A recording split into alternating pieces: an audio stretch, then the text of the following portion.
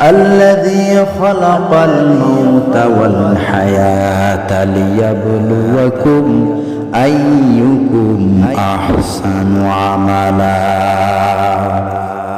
আল্লাহ পাক বলেন, আমি তোমাদেরকে মওত দিয়েছি, হায়াত দিয়েছি, জীবন দিয়েছি, যাতে করে তোমাদের ভিতরে কোন ব্যক্তি সবচাইতে আমলের দিক থেকে শ্রেষ্ঠ সেটাকে পরীক্ষা করার জন্য আমি আল্লাহ রাব্বুল আলামিন তোমাদেরকে একটা হায়াত দিলাম, মওত দিলাম। হায়াত আর মওত দিয়েছেন আল্লাহ রাব্বুল আলামিন বান্দাকে তার আমলের দিক থেকে সবচাইতে কোন ব্যক্তি শ্রেষ্ঠ সেটাকে পরীক্ষা করার জন্য আল্লাহ রাব্বুল আলামিন এই মওত দিয়েছেন, এই জীবন দিয়েছেন, হায়াত দিয়েছেন, মওত দিয়েছেন। কিসের জন্য? পরীক্ষা করার জন্য।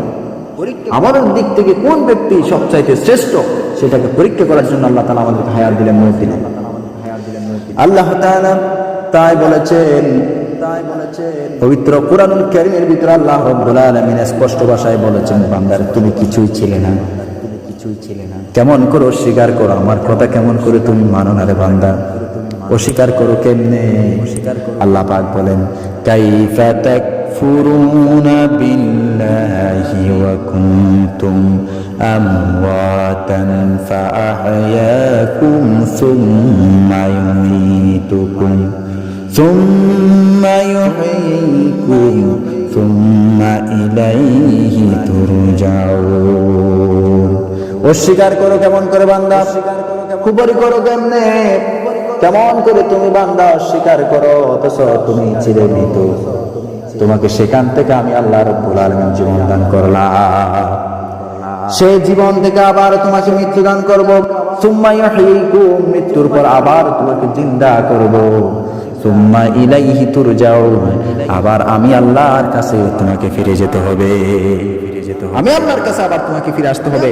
কেমন করে তুমি অস্বীকার করো বান্দা, অস্বীকার করো কেমনে, আল্লাহ পাক রব্বুল আলামিন পবিত্র কুরআনুল কারীমের ভিতরে মানুষদেরকে স্পষ্ট ভাষায় জানিয়ে দিয়েছেন, বান্দারে তুমি কি জানো না তুমি কি ছিলা?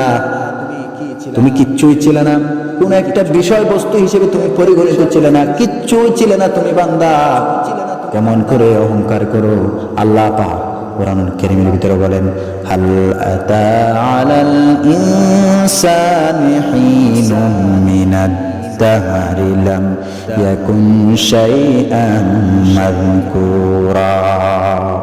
বান্দারে তোমার কি এমন একটা সময় এসেছিল না যে সময় তুমি কোন একটা বিষয়বস্তু হিসেবে উল্লেখযোগ্য কোন একটা বিষয়বস্তু হিসেবে তুমি পরিগণিত ছিলে না?